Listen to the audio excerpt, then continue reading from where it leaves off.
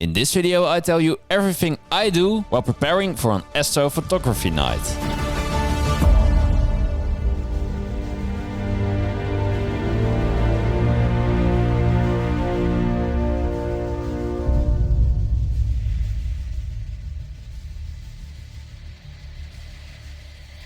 Okay, the first thing I did before I even thought about doing anything with a telescope was to look at this light pollution map. This is a map that has completely mapped out where the most and least light pollution is in the world. And if you are interested in that, it's lighpollutionmap.info. The link is also in the description of this video. If we now look at the Netherlands, you can see that it is best to sit on one of the Wadden Islands, or at least somewhere in the north or northeast of the country. Unfortunately, I myself live more in the west of the Netherlands, and that is a challenge. The wider the map is, so for example here in Zoetermeer and Waddinxveen, you can already see it is something that is called a Bortle class 8 or 9. And that means that this is something we call a white zone, and this is the most light polluted air there is. But what does this mean? If you look at the scale, there you can see the Bortle scale of light pollution, and the Bortle 1 means the least light polluted. And as I just said, a Bortle 9 is the most light polluted. So if you look at the different scales, you see that the more light pollution you have, the less stars or nebulae or any air activity whatsoever you can see. So for astronomy, the lower the light pollution, so the lower the Bortle scale, the better your observations or photos will be. And that's why it's very important to look at this light pollution map. And when we look, suppose you live in Amsterdam, really in the center of Amsterdam. Then you are sitting in a Bortle 8 or 9, a white zone. But if you're looking in the area where it seems less light polluted and where it looks quiet on the map. So you can also stand there with a telescope. And for example, you look to go to Monnikendam. You can already see that this is a class 5 instead of a class 9. And if we look back at that Bortle scale that I talked before, you can really see what great of a difference it makes to be in a class 5 or a class 9. And it's a really huge leap in light pollution. And for me, that means that it's really worth driving a bit with a telescope and a tripod to have that much less light pollution. Of course, there are other methods to be less affected by the light pollution, such as shooting your pictures with a narrowband or a light pollution filter. And there are other options as well. But in the end, the less light pollution, the better your results will be.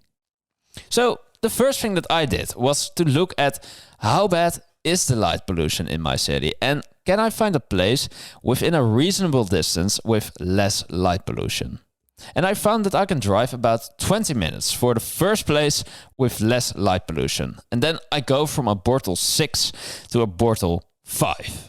And for me, a Bortle 6 to a Bortle 5, it's a very small step where it takes me 20 minutes to travel one way. Then I have to set up everything there. It's often quite cold in the winter. And because you are in a less light polluted area, it means that you are often in an open area where you are really affected by how hard the wind blows. And that gives you all kind of other challenges. That's why I decided to do it from my backyard, especially since I have also a backyard suitable for astronomy, as I have a good view of quite a lot of the night sky, both straight up and also lower to the horizon.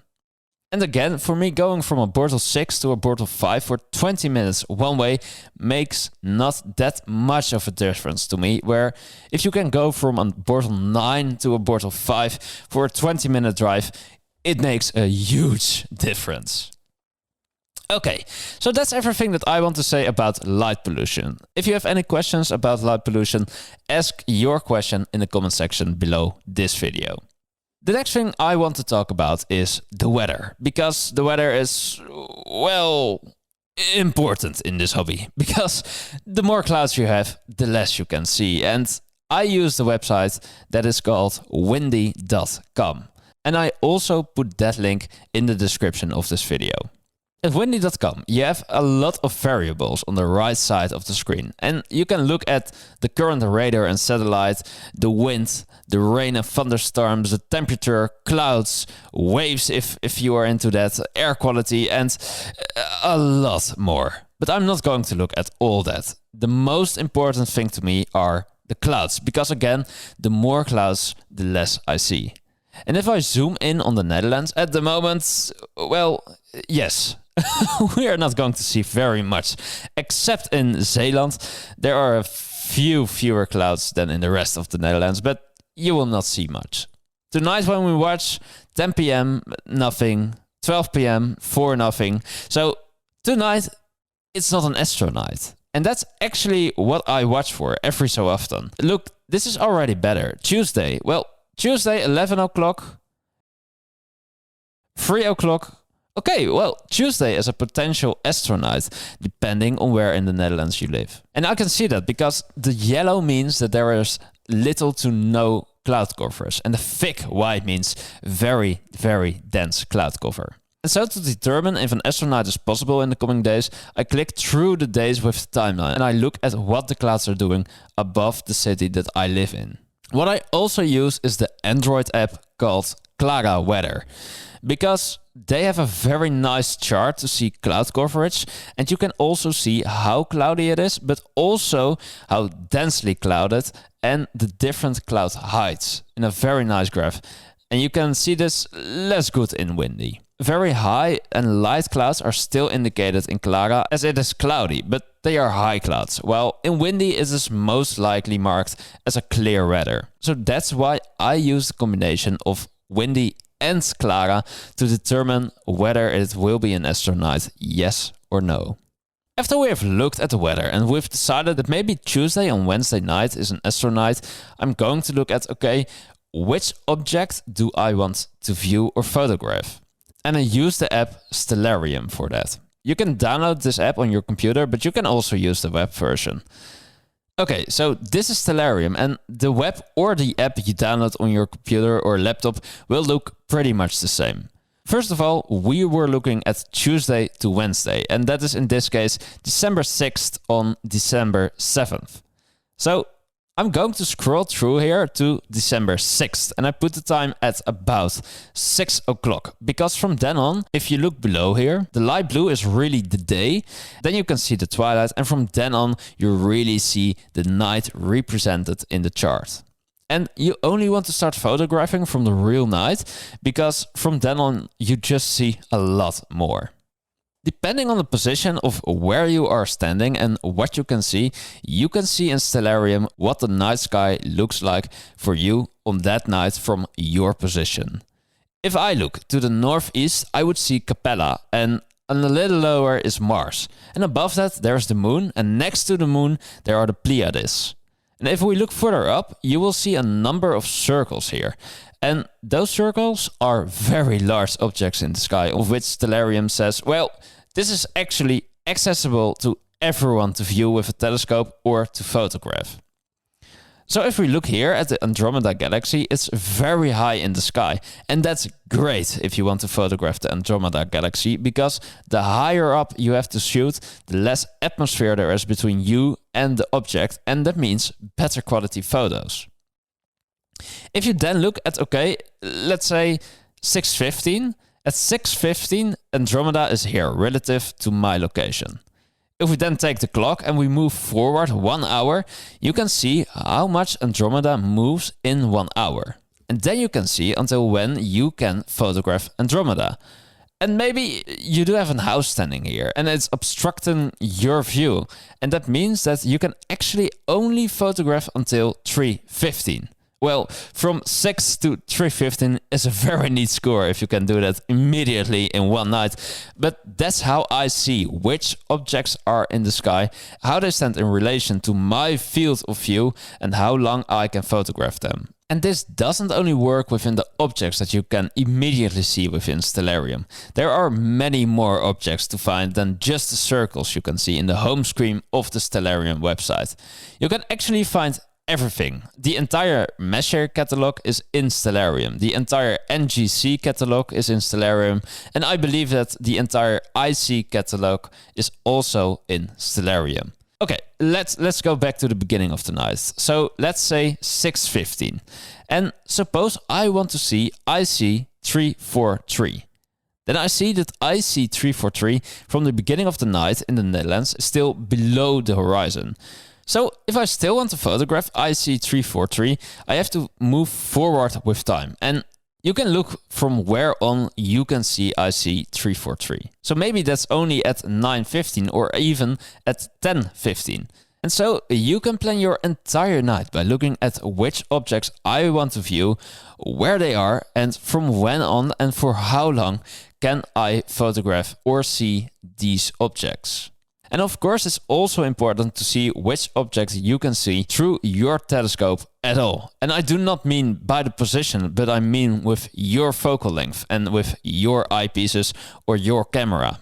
And the tool Stellarium can also do that, but I found a website myself, and this is called Astronomy.tools.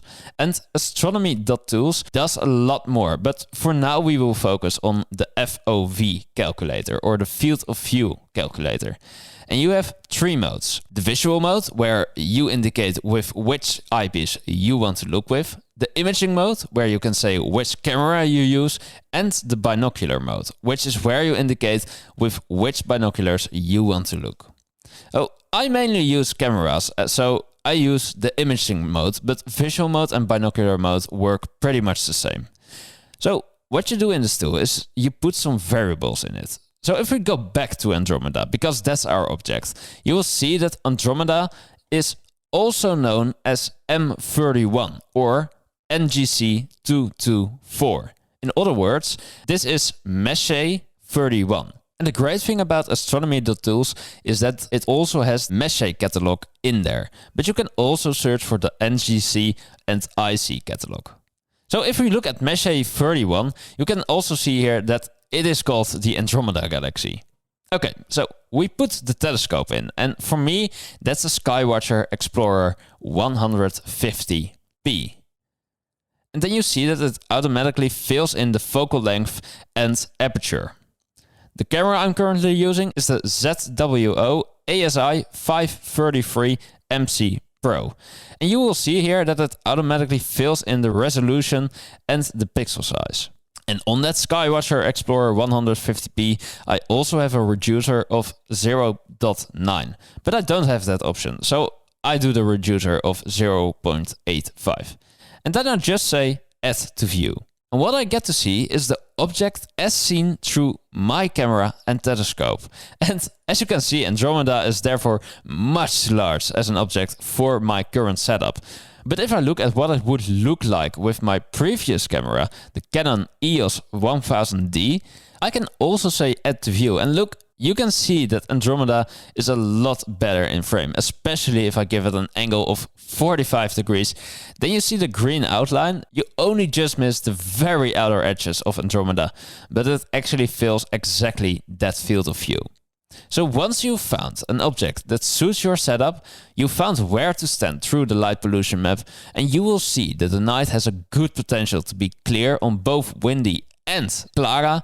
And on Stellarium, you have planned what you want to see and when you can see it. There is one very, very, very important thing to do. And that's to make coffee, go outside and look at some stars.